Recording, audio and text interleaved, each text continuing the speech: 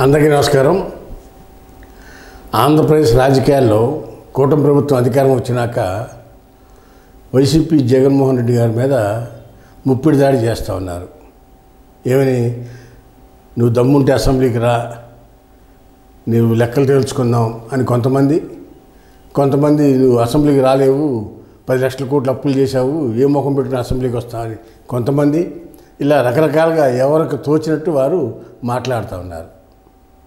వీటన్నిటి మీద జగన్మోహన్ రెడ్డి గారు ఒక నిర్ణయం తీసుకున్నారు. ఏమని, అసెంబ్లీ వేదికగా, అంటే ఇప్పుడు వరకు అసెంబ్లీ సమావేశాలు జరిగితే ఒకసారి ప్రమాణ స్వీకారం అప్పుడు ఒకసారి జగన్మోహన్ రెడ్డి గారు వచ్చి సభ్యులంతా, వైసీపీ సభ్యులంతా 11 మంది వచ్చి ప్రమాణ స్వీకారం చేశారు.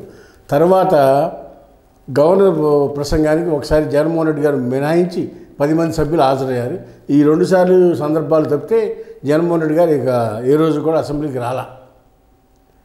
అసెంబ్లీకి రా అని తెలుగుదేశం నాయకులందరూ కూడా సవాళ్ళ మీద సవాళ్ళు ఇస్తున్నారు జగన్మోహన్ రెడ్డి గారికి.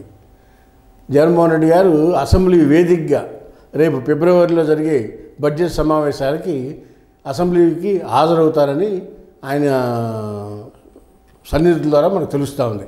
దీనికి కారణం ఏంటి? లెజిస్లేటివ్ మెంబర్గా గెలిచి అసెంబ్లీకి వెళ్ళకపోతే ప్రజల్లో చెడు సంకేతాలు వెళ్తాయి. అసెంబ్లీకి వెళ్ళినప్పుడు ఎమ్మెల్యేగా ఉండి ఉపయోగం ఉంది, మీరు రాజీనామా చేయండి అని ప్రజలు కూడా అడుగుతూ ఉన్నారు. ఇది వైసీపీ ఎమ్మెల్యేని, మిగిలిన రాజకీయ పార్టీ నాయకులు అడుగుతూ ఉన్నారు, అసెంబ్లీకి వెళ్ళినప్పుడు ఎమ్మెల్యే ఎందుకు రాజీనామా చేయండి అని నియోజకవర్గాల్లో. దీంతో ఈ విషయం జగన్మోహన్ రెడ్డి చెవిన పడింది. ఇక చాలా తాడోపేడో తేల్చుకుందాం, అసెంబ్లీ వేదికగానే నేనేం చేశాను ప్రజలకి అని చెప్పాలని జగన్మోహన్ రెడ్డి గారు నిర్ణయించుకున్నారు.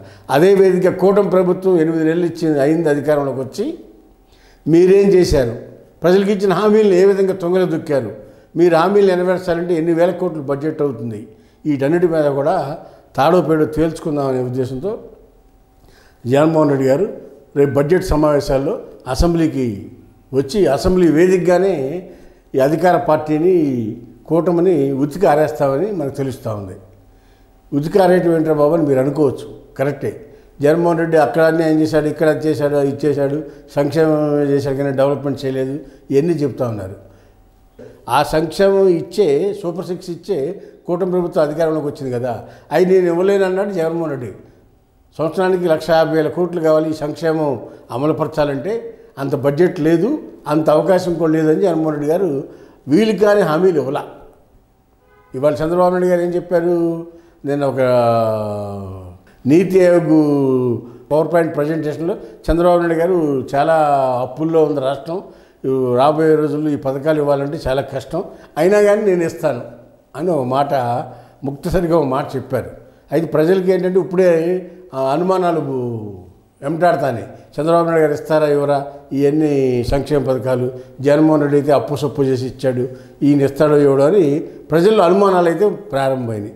వీటన్నిటిని పటాపంచలు చేస్తూ రేపు జగన్మోహన్ రెడ్డి గారు అసెంబ్లీ వేదికగానే తాడోపేడో తేల్చుకుందామని అసెంబ్లీకి వస్తానట్టు మనకి సన్నిహితుల ద్వారా అందుతున్న సమాచారం.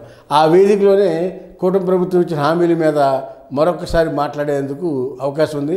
ఆయన ఏం చేశాడు, సార్ జగన్మోహన్ రెడ్డి వాదం కూడా ఈ అసెంబ్లీ వేదికగా నేనేం చేశాను, సంక్షేమం చేశానా, డెవలప్ చేశానని ఆయన చెప్తాకి కంపల్సరీ రేపు ఫిబ్రవరిలో జరగనున్న బడ్జెట్ సమావేశాల్లో జగన్మోహన్ రెడ్డి వారి ఎమ్మెల్యేలు మొత్తం 11 మంది కూడా అసెంబ్లీకి హాజరవుతారని మనకు తెలుస్తుంది. వేచి చూద్దాం, మరి ఏం నిర్ణయం తీసుకుంటారో దగ్గరికి వచ్చేటప్పటికి ఏదైనా జరగవచ్చు, కానీ వస్తారనే ఆశిస్తాం. హాయ్ ఫ్రెండ్స్, మా ఫ్యూచర్ టుడే ఛానల్ చూస్తున్నందుకు చాలా థ్యాంక్స్. మరిన్ని లేటెస్ట్ వీడియోస్ కోసం వెంటనే సబ్స్క్రైబ్ చేయండి. అలాగే ఈ బెల్ ని కూడా రింగ్ చేసేయండి. మా లేటెస్ట్ వీడియోస్ నోటిఫికేషన్స్ అన్నీ మీ మొబైల్లో వస్తాయి. మా వీడియోస్ మీకు నచ్చితే లైక్ చేయండి, షేర్ చేయండి, నచ్చకపోతే కామెంట్ చేయండి.